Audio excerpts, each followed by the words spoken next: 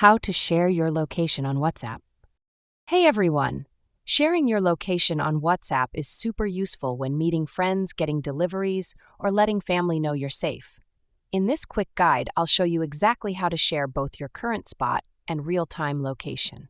Stick around, it's easier than you think. Open WhatsApp and go to the chat, where you want to share your location. Tap the attachment icon, paperclip on Android, +sign on iPhone. Select Location from the menu. Choose between Current location sends a one-time pin of where you are now. Live Location shares your moving location in real time.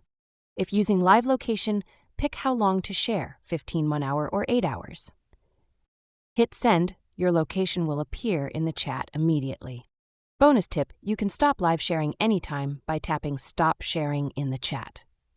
And that's all there is to it. Now you can easily share where you are whenever you need to. If you found this helpful, give the video a thumbs up. It really supports the channel. Don't forget to subscribe for more simple tech guides like this one.